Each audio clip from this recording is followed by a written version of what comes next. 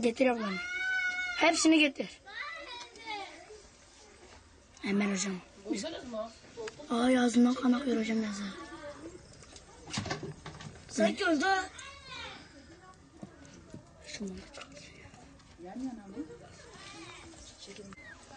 Sanki beyaz öldü.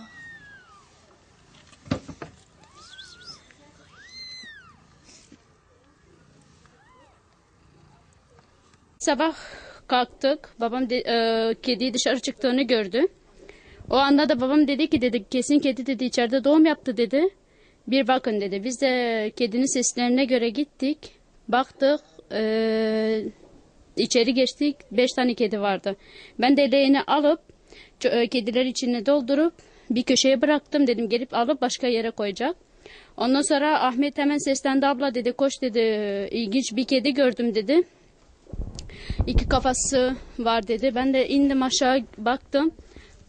Gerçekten de öyle bir şeyle karşılaştık. Ondan sonra hemen aldım kediyi anneme doğru koştum. Anneme doğru koşunca anneme gösterdim. Annem birden çok geçirdi. Korktum. Dedi kızım dedi bu ne dedim. Anne böyle böyle dedim kedi dedim. Direkt ben de hemen onları koydum, babamı aradım. Baba dedim öyle bir şey gördüm dedi. Babam inanmadı. İkinci kez aradı geri. Kızım dedi doğru mu yalan mı söylüyor? Hayır baba dedim öyle dedim bir kedi var dedim. Yani bu kedi yaklaşık 8 yıldan beri biz de her zaman da doğum yapar ama ilk defa böyle şeylerle karşılaşıyoruz.